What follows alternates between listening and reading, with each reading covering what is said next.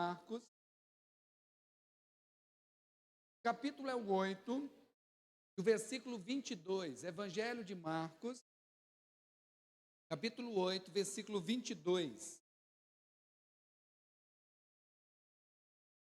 Glória a Jesus.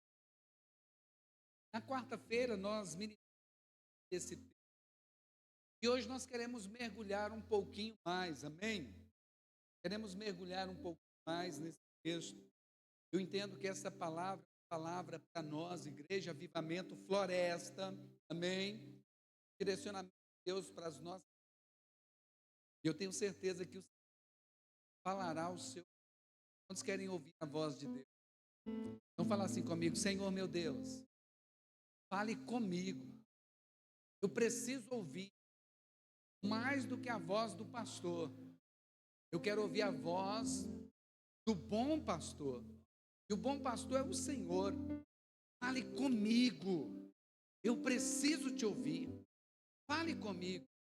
E dai-me um coração disposto a te obedecer. Em nome de Jesus. Amém. Diz assim a palavra do Senhor. Chegaram a Betsaida e lhe trouxeram um cego, rogando-lhe que tocasse nele. Ele tomou o cego pela mão, levou-o para fora da aldeia e, cuspindo-lhe nos olhos e impondo-lhe as mãos, perguntou: vês alguma coisa? O cego, levantando os olhos, respondeu: eu vejo as pessoas como árvores que andam. Tornou Jesus a pôr-lhe as mãos nos olhos. E ele, olhando firmemente, tocou, ficou restabelecido. Baixa mais o meu volume um pouquinho, está muito alto aqui, ó. Está muito alto.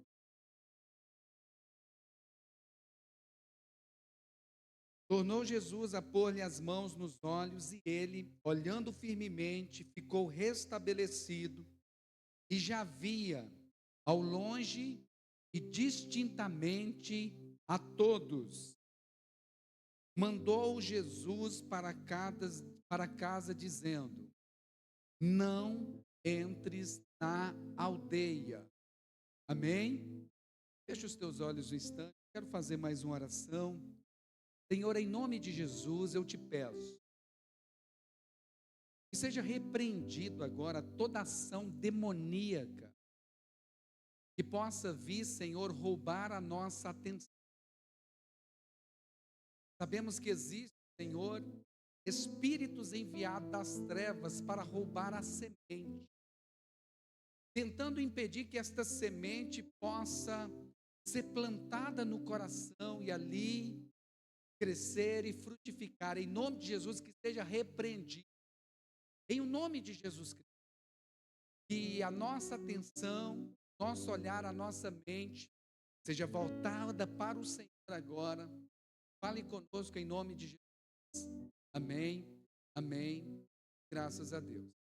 Irmãos, nós estamos em uma luta, nós estamos em uma guerra, em uma batalha espiritual, onde o inimigo de nossas almas vai usar de todos os meios e de todas as formas para roubar a nossa atenção, nos impedindo assim de ouvir e também de entender a palavra, porque o inimigo sabe que a fé, ela vem pelo ouvir e ouvir a palavra de Deus.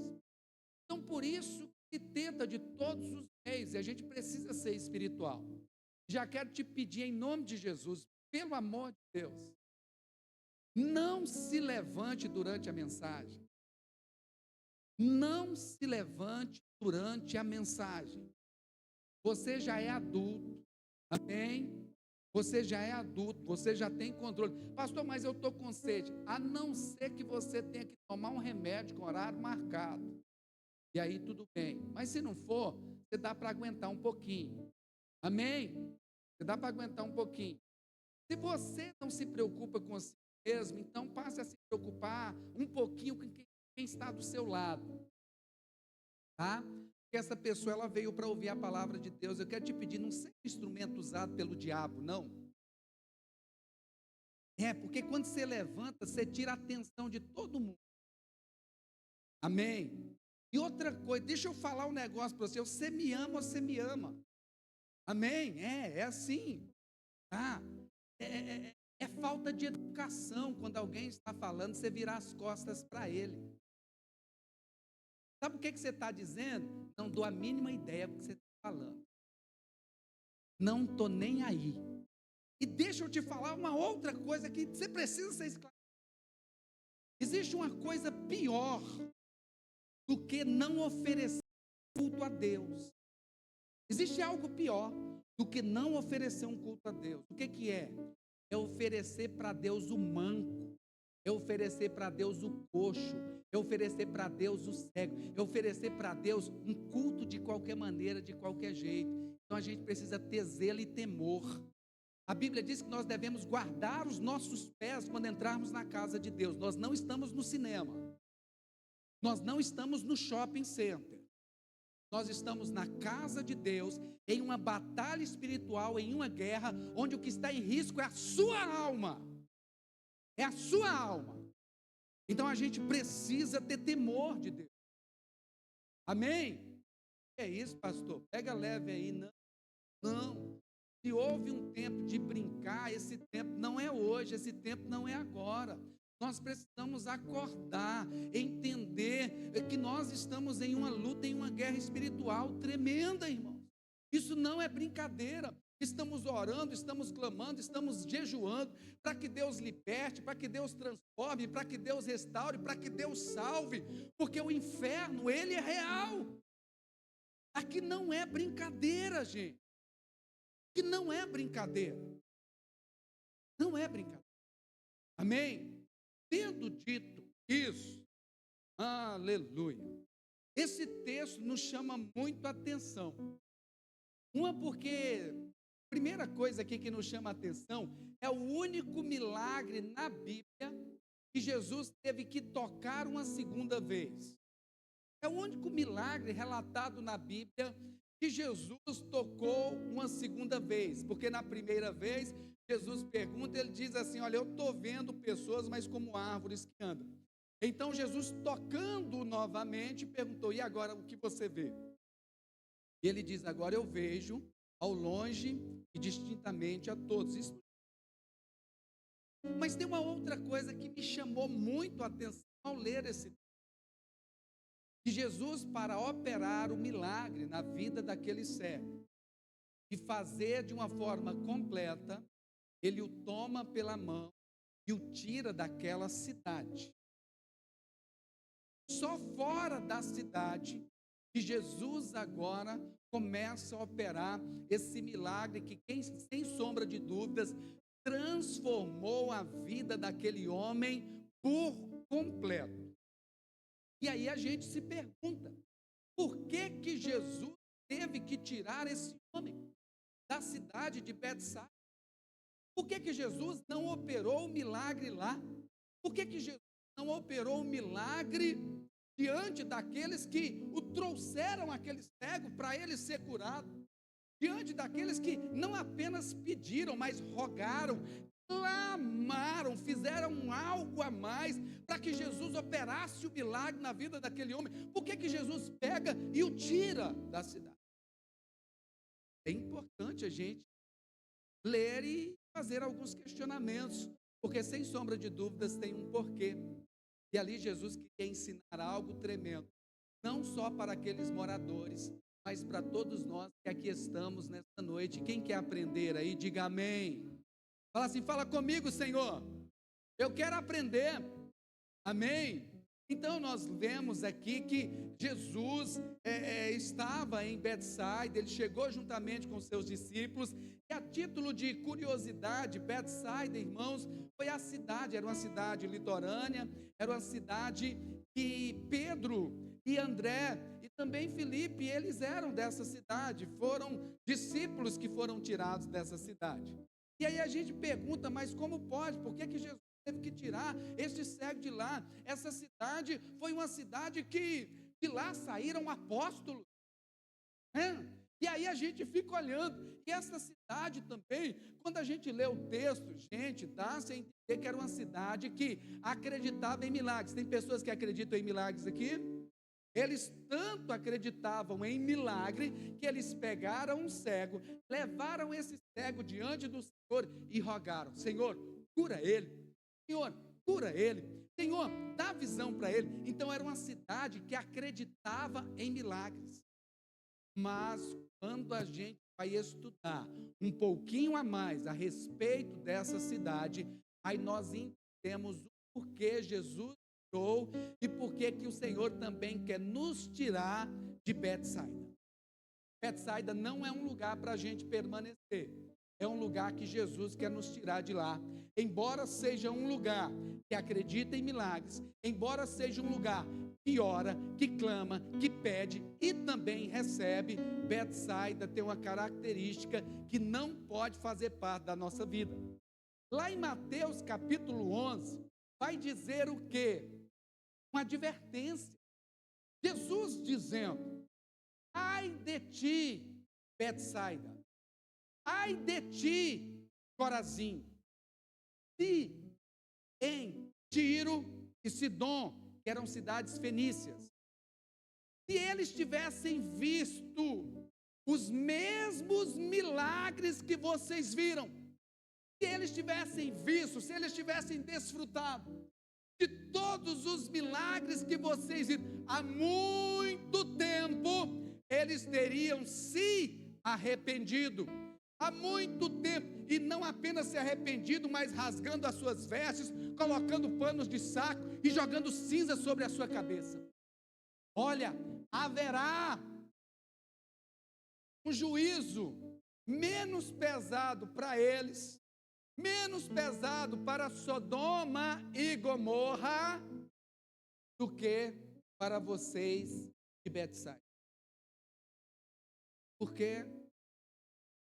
Porque não se arrependem. Era uma cidade que cria em milagres. E Jesus operou milagres tremendos ali. Jesus foi ali naquela cidade, irmãos, que Jesus multiplicou os peixes, a pescaria. Foi ali naquela cidade que Jesus operou sinais, prodígios e maravilhas tremendas. Tremendo, tremendo, tremendo. Revelou a sua glória. E ali, essas pessoas, eles criam nos milagres e queriam os milagres e apresentavam diante de Jesus e traziam outras pessoas, mas não queriam o bom pastor. Eles queriam os milagres, mas queriam continuar vivendo as suas próprias vidas. Eles queriam os milagres, mas não se convertiam à mensagem do Mestre. Eles queriam os milagres, eles oravam, e Jesus operou, Jesus deu sinais, Jesus deu mostras tremendas, esperando que eles se arrependessem, mas não se arrependiam, até que Jesus vem mostrando, gente, não basta crer para receber, nós precisamos crer para nos ofertar, para nos entregar, ter uma fé que não uma fé simplesmente que diz assim: Senhor, o que tens para mim? Não, Senhor, o que eu tenho para te oferecer? Que darei eu ao Senhor? Uma vida entregue, uma vida rendida. Então Jesus vem nos ensinando a respeito disso. Não basta termos uma fé para receber, não basta termos uma fé para que Jesus opere milagres, é necessário que a nossa fé seja linkada ao arrependimento.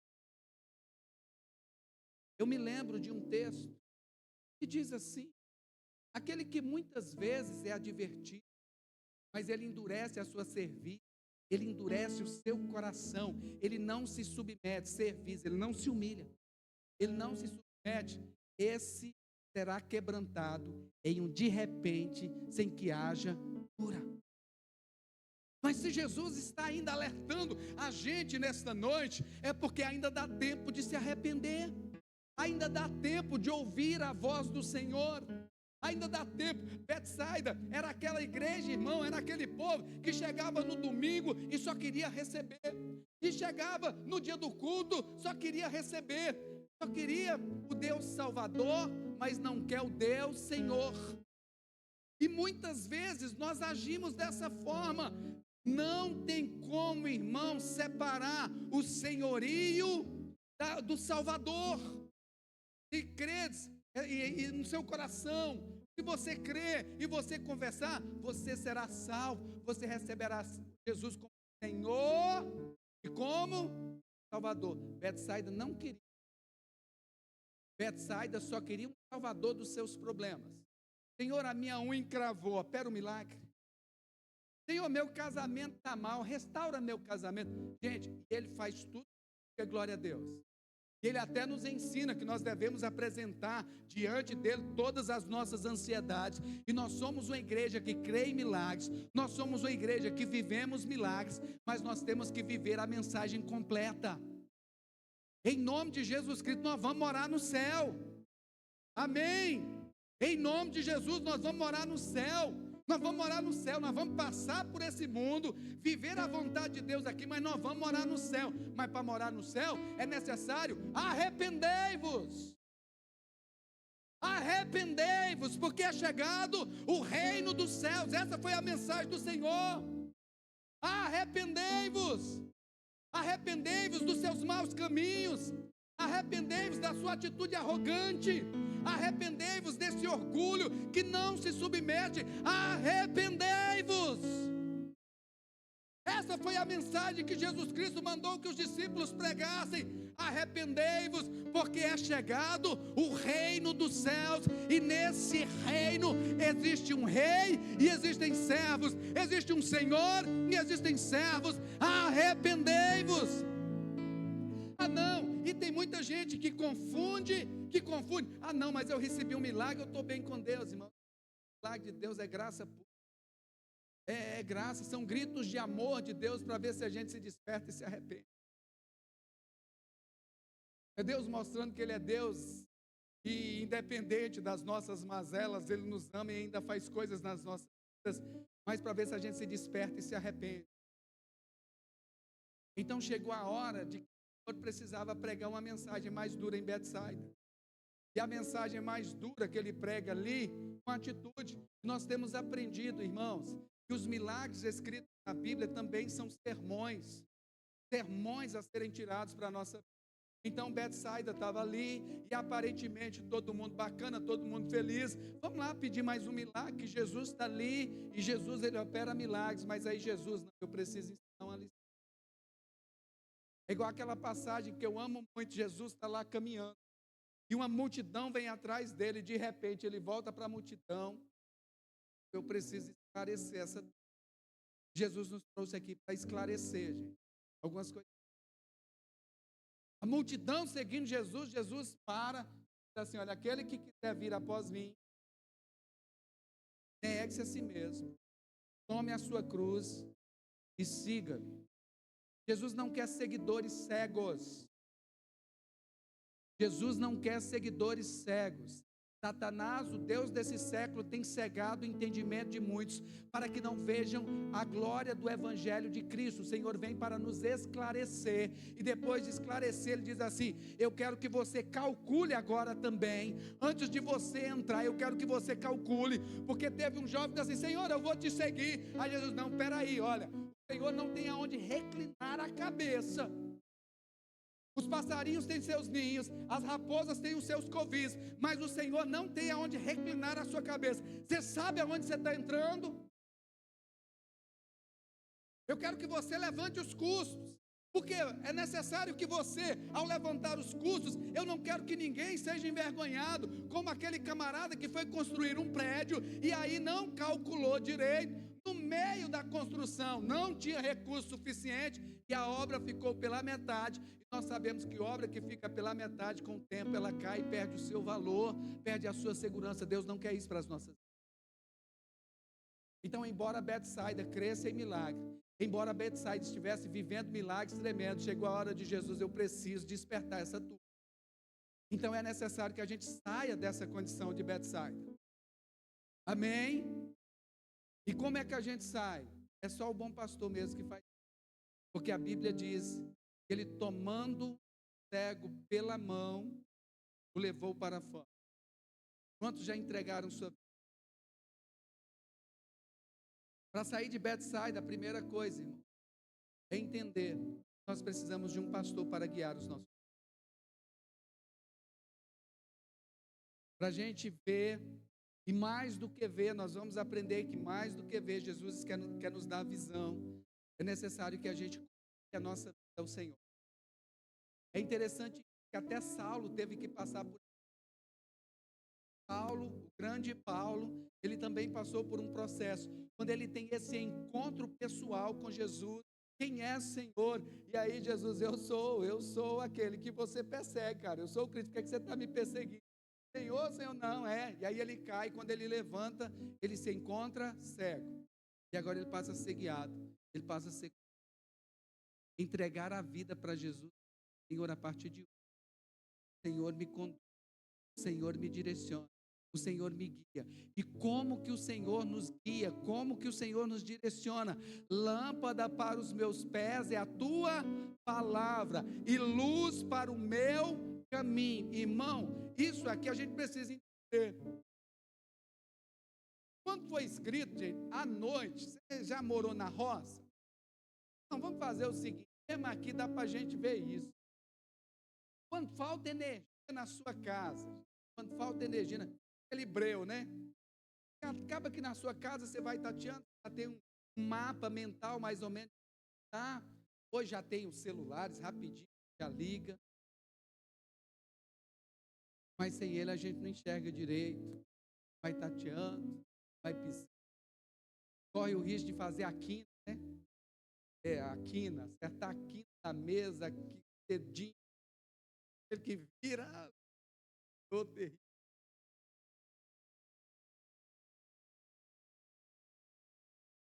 Em meio a um mundo obscuro. E agora Jesus está. Vamos sair. Vamos sair de Betsaida. Mateus, vem cá. É você, Mateus. Trouxeram só para ficar mesmo. E aí trouxeram o cego. Está cego. Para ser curado, Jesus olha para tu. Precisa ensinar. Eles precisam entender. Isso é amor, irmão. Isso é amor. Às vezes vocês veem o pastor, nosso pastor está de amor. E aí são as feridas feitas por um amigo. Alguém que se preocupa, alguém que não te ilude. Alguém que não te engana. Alguém que não passa assim, dedinho molhado de açúcar na sua boca, que apunhala pelas costas. Não se. Jesus fez não foi um amor apenas para com o cego, mas um amor para com toda aquela cidade, para ver se aquela cidade também pudesse enxergar. Jesus o pega e o tira, e o leva para fora, e isso me faz lembrar do que a Bíblia diz, ele vai lá e nos transporta, ele nos tira das trevas e nos leva ao reino da sua maravilhosa luz. Pode vir com cuidado, tem um degrauzinho aí, mas eu estou tranquilo, eu estou te ajudando, eu te ajudo, eu te auxilio, pode vir. É Ele quem faz esta obra, é Ele quem vai lá em Betsaida, foi Ele quem foi lá na nossa Betsaida, lá na nossa vida, lá no mundo perdido em que nós nos encontrávamos, distanciados, Ele foi lá, e Ele vai lá e nos toma pela mão, a mão direita, amém? Nos diz, não temas, eu te esforço, eu te ajudo, eu te animo, eu tenho uma nova história, eu tenho um novo plano, e aí Ele vai nos conduzindo, e aí Ele nos tira de Betsaida, lugar, irmãos, que aparentemente era um lugar de crença, mas não, era um lugar de incredulidade, porque eles só criam naquilo que lhes era proveitoso, naquilo que lhes era agradável, eles não criam na mensagem por completo, eles não criam no senhorio, e Jesus disse assim, não, eu preciso tirar, não só Betsaida, mas tirar todo cego de Betsaida, eu preciso despertá-los, eu preciso pregar para eles. E aí Jesus o tira, e lá fora, Mateus se prepara. Deixa eu até beber um.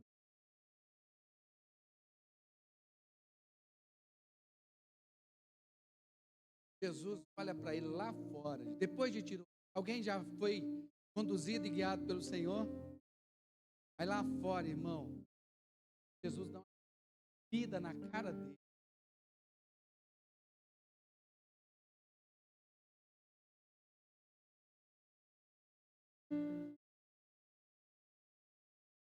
E aí, depois que Jesus dá uma cuspida, né, na cara dele, Jesus passa.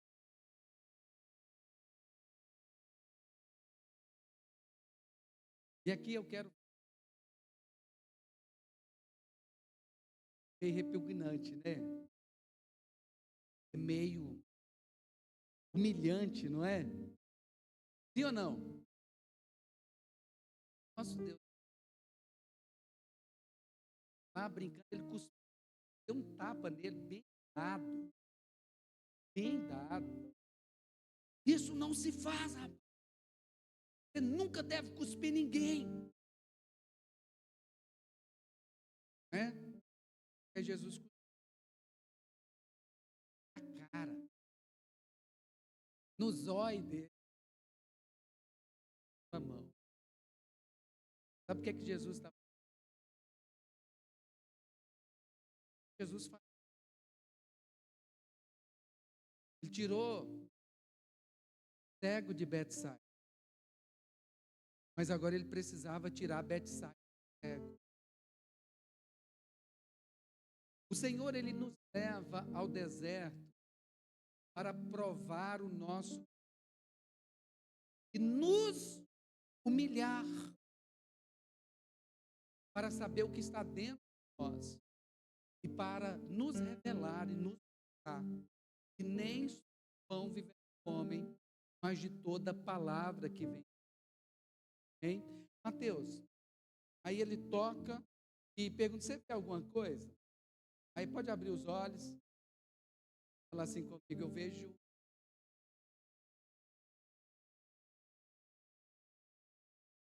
Eu vejo como árvore. Depois eu te chamo novamente. Voz pregador daqueles, né? Ah, e ele vem aí no culto. Hoje ele tá. Hoje que ele não veio de pregador, eu fui pegar. Irmãos e irmãs, aí às vezes aceitamos a Cristo, temos, né, a sentar à mesa. Porque a Bíblia fala sobre isso, ele nos tira do monturo, né, e nos faz assentar à mesa do príncipe. Amém? A Bíblia fala sobre isso. A Bíblia fala que Deus tira a vergonha e nos dá a dupla honra. A Bíblia fala assim que Deus tira os trapos de imundície e nos dá vestes de louvor.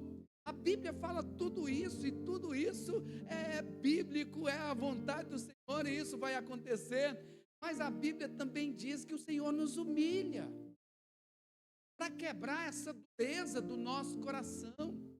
E para ver o quanto nós estamos dispostos a permanecer com Ele guiando as nossas vidas, mesmo sendo humilhados.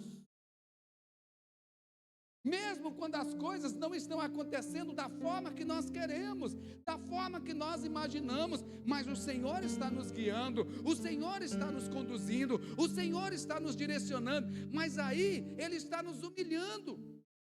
Por quê, irmão? A humildade sempre vai preceder a honra. Às vezes Deus permite situações na nossa vida para nos tornar pessoas mais.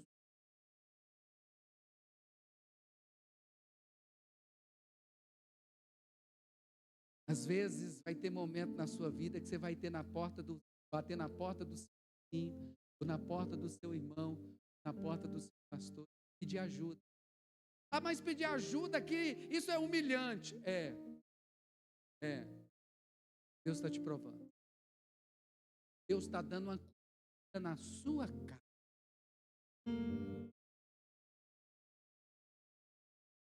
Para ver, não, forma alguma, jamais.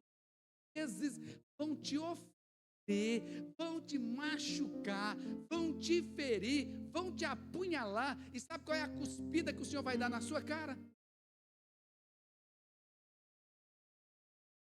Pelo amor de Deus. Deus vai dizer assim: vai lá e pede perdão.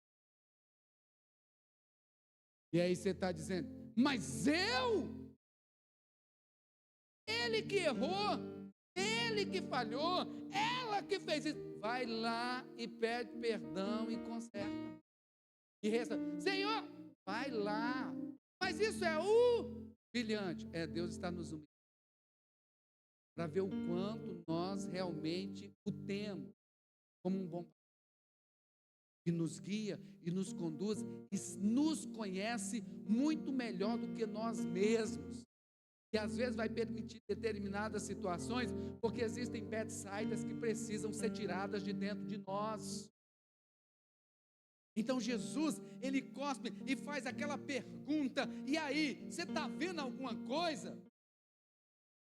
E aí ele olha e diz: eu estou vendo pessoas, mas eu estou vendo pessoas como árvores que andam. É justamente uma pessoa de Deus, uma pessoa sem o Senhor.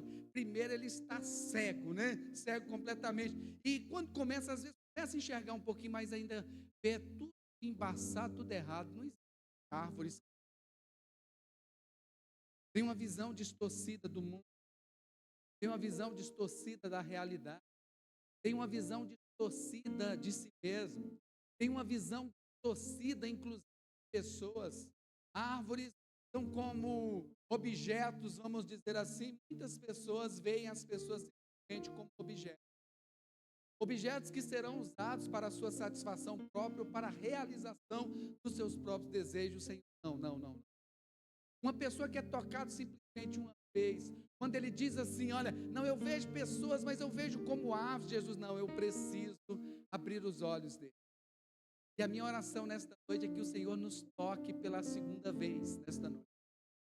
Porque às vezes, irmãos, na nossa caminhada, embora a gente já tenha sido tirado, embora a gente já esteja sendo conduzido pelo Senhor, mas existem áreas da nossa vida que ainda está com a visão muito distorcida, não consegue discernir o que é certo, o que é errado, não consegue discernir qual é a boa, agradável e perfeita vontade de Deus para a sua vida. E Deus vai tocar uma segunda vez. Sabe por quê?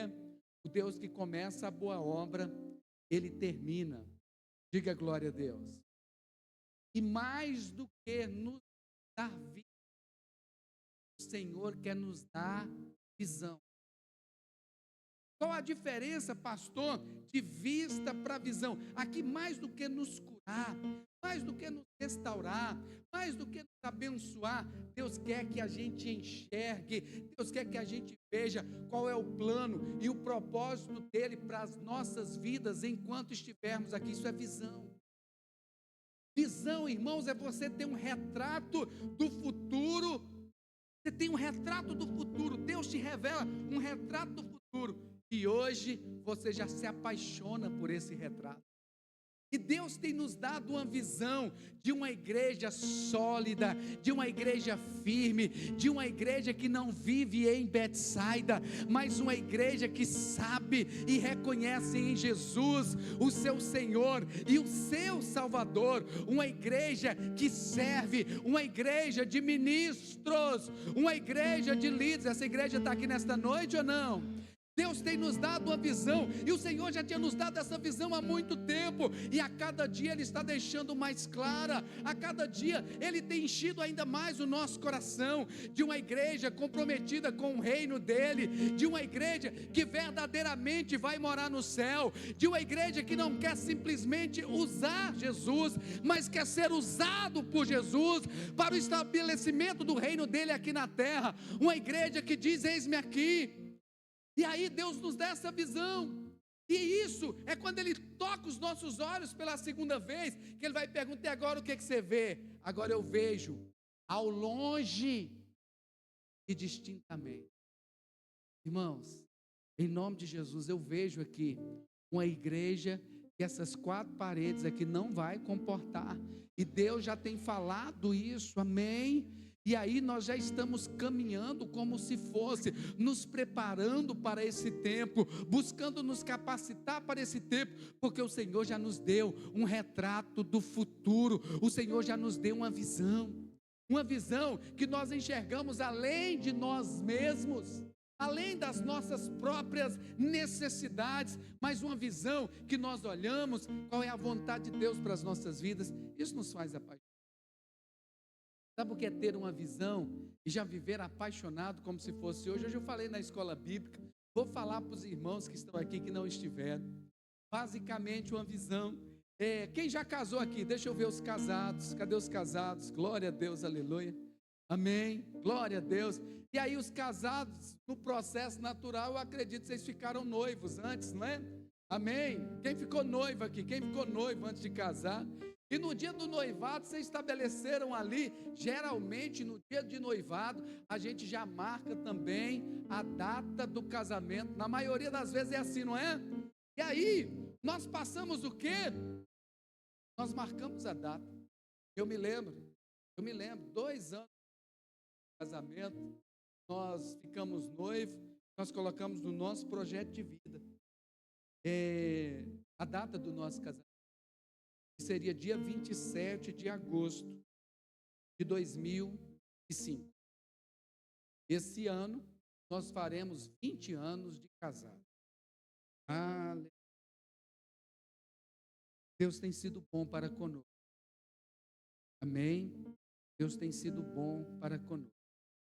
Mas quando nós noivamos e nós estabelecemos a data, nós já começamos a trabalhar. E aí nós já começamos a nos organizar. E aí nós já começamos agora a fazer algumas compras de algumas coisas. E ali nós já começamos também, porque eu me lembro quando estava perto de casar, eu tive até que sacrificar alguns hambúrgueres aos finais de semana. Porque eu dizia, não amor, não vai dar não, porque nós vamos comprar, então isso aqui já vai dar a gente comprar, agregar na prestação disso, na prestação. Deus foi tão bom para conosco, nos agraciou e nos merecia, mas já vivíamos o quê? Hoje apaixonados com uma visão. Em nome de Jesus, eu quero que nesta noite o Senhor toque no Senhor. Você tem uma visão que Deus tem para a sua casa, para a sua vida, do que Deus tem para você. Eu oro ao Senhor que nesta noite o Senhor te toque e te dê uma visão da sua célula. Amém? Uma visão da sua célula. E em nome de Jesus, eu vou uma visão a curto prazo, a médio prazo e a longo prazo. Uma visão de multiplicação, uma visão de crescimento, uma visão de ganhar muitas almas, uma visão na sua cela de pessoas apaixonadas pelo ID do Senhor, porque entendem que todos foram chamados e escolhidos, foram tirados de Betsaida, não simplesmente para ficar fora, mas também para tirar todos aqueles que se encontram em Betsaida. Uma visão, amém?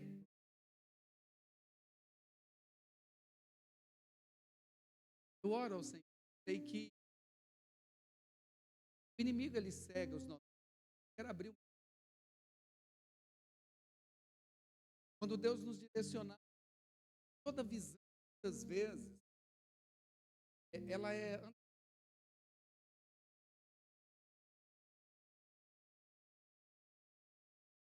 Eu estava tendo um momento de satisfação. Já vivi um momento com o estado da nossa igreja. Uma igreja que aos domingos estava cheia, tinha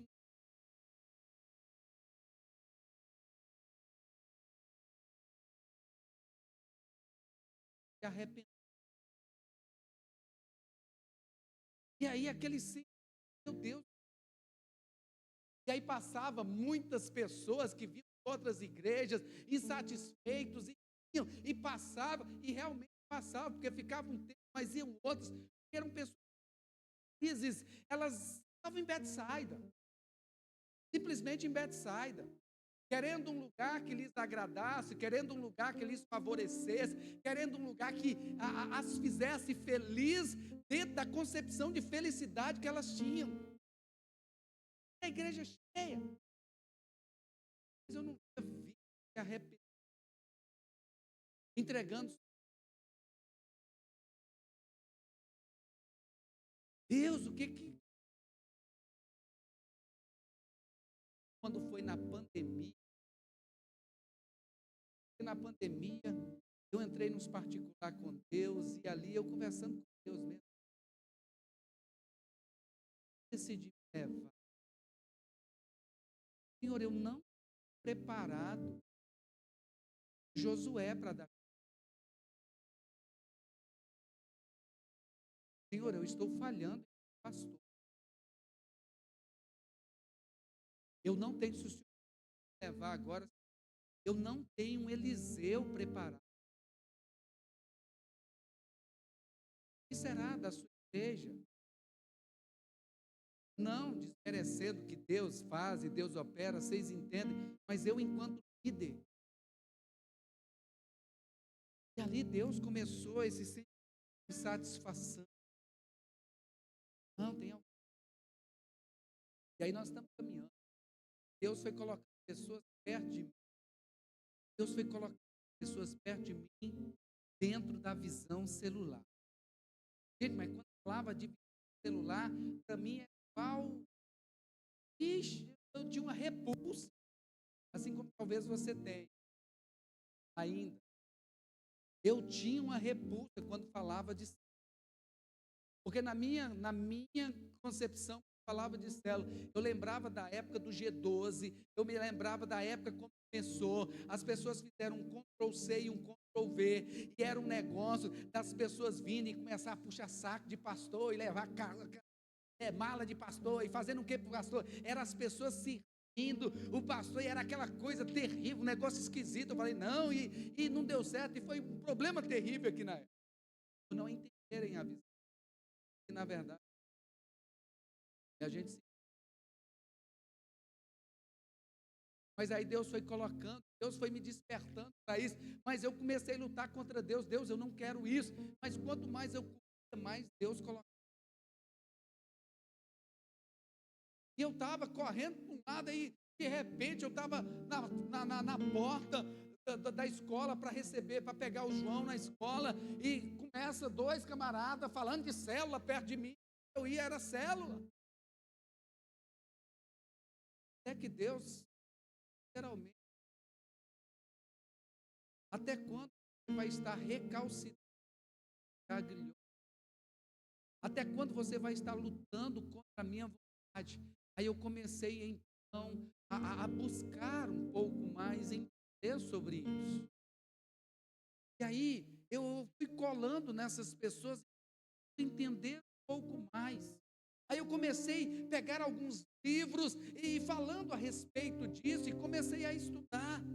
E ali os meus olhos foram se abrindo, e aí eu fui entendendo a visão, que a visão lá nada mais é, irmãos, do que cumprir a grande comissão do Senhor, a comissão que Deus nos confiou, que Deus nos outorgou, que Deus nos deu a responsabilidade. A visão celular é isso, é a igreja do Senhor sendo igreja, indo a tempo e a fora de tempo, sendo filho de Deus a tempo e a fora de tempo, e não perdendo a oportunidade de levarem as pessoas ao conhecimento de Cristo. E ontem, essa semana, irmãos, como eu fiquei feliz de ver os irmãos mandando as fotos das suas células, e eu fui lá e comecei a contar. Gente, nessa semana nós tínhamos, durante a semana, somando as pessoas na célula, mais de 250 pessoas cultuando ao Senhor no meio de semana. Você pode bater palma e glorificar a Deus? Mais de 250 pessoas assentadas à mesa, se relacionando, falando da pessoa de Jesus, na presença de Jesus, e pessoas que não vinham à igreja, agora sendo alcançadas pelo Senhor, porque a igreja está indo de encontro. Os meus olhos foram abertos e eu me apaixonei. Eu me apaixonei pela visão. Vocês têm visto isso de uma forma muito notória, o quanto eu me apaixonei, porque eu falei, é isso. Mas sabe quando foi a virada de chave? Até nisso Deus estava me humilhando para ver se eu abri os ano em que 12 anos eu decidi batismo pertinho do aniversário dele. Vou fazer o batismo. Vai ser o batismo do meu filho e vamos aproveitar e batizar as pessoas da igreja que ainda não são. E aí, gente, fizemos o retiro. É o batismo. Desse batismo, nós, depois de um ano, nós batizamos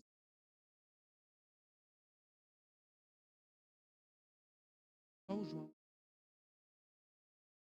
Louvado seja Deus, né? Mas eu disse, não, Senhor, basta.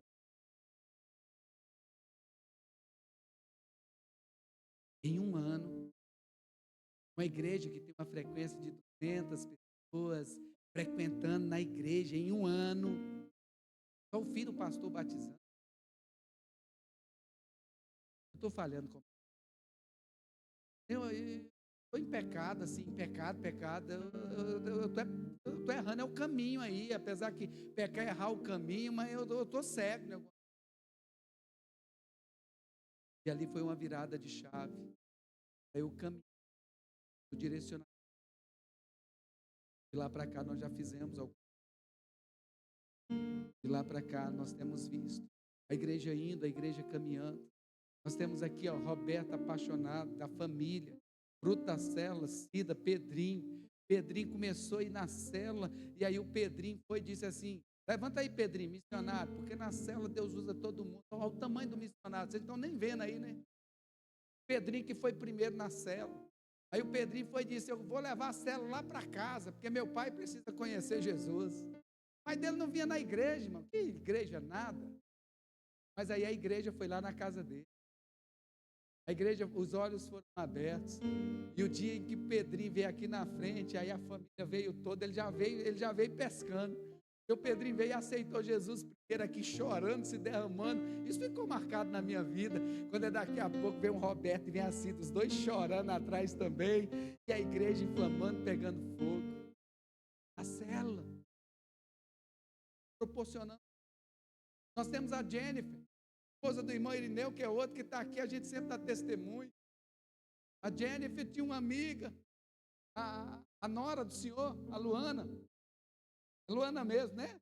A nora do senhor trabalhava junto, a Jennifer estava passando por um problema de saúde, e aí a Luana, não, vamos para a nossa célula, lá a gente vai orar, lá a gente vai apresentar. Aí ela foi e começou a ir, e lá a gente orava, e aí quando foi o que ela trouxe, o irmão Irineu, todo desconfiado, irmão, todo desconfiado, né?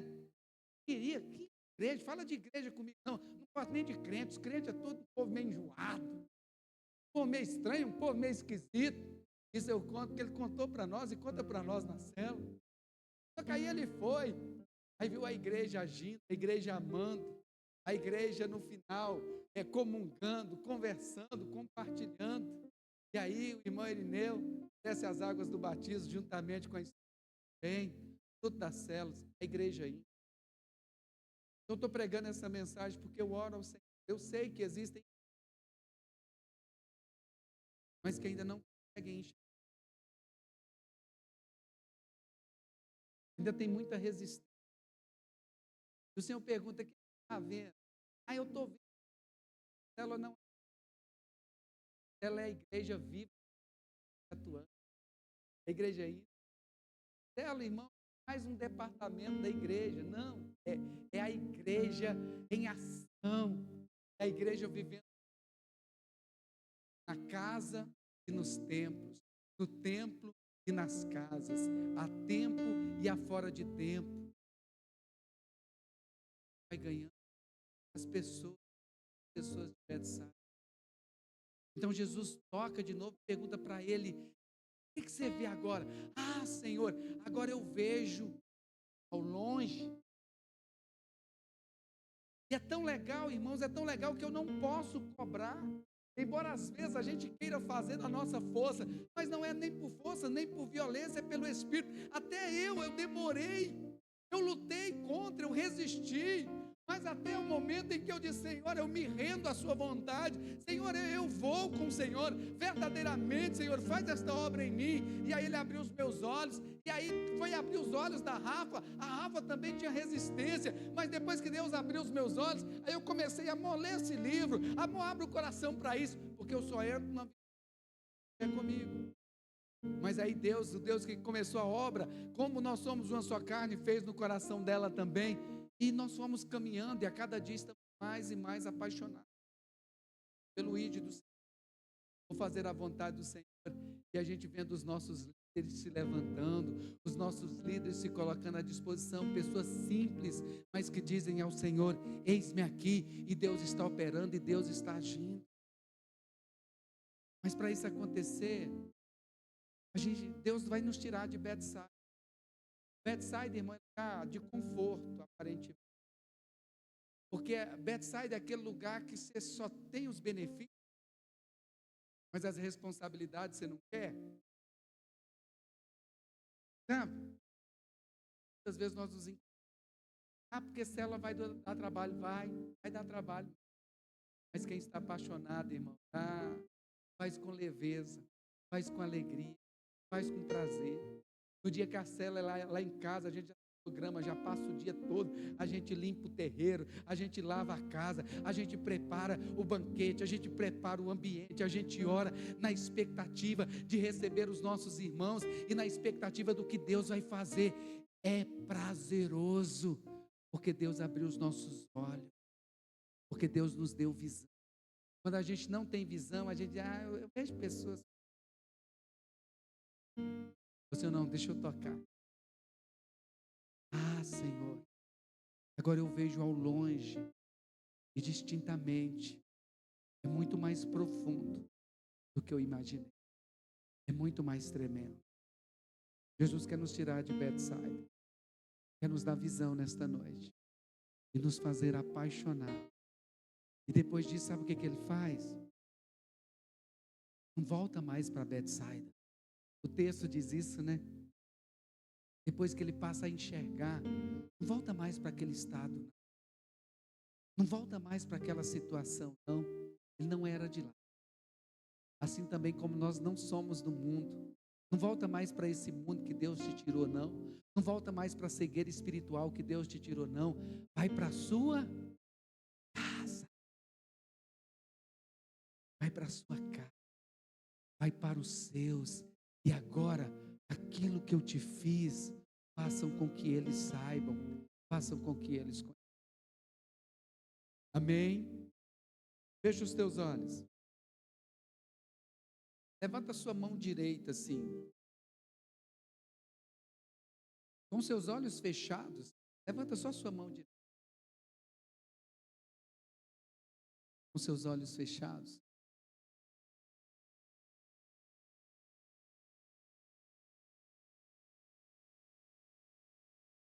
Faça uma oração sincera para Deus nesta noite.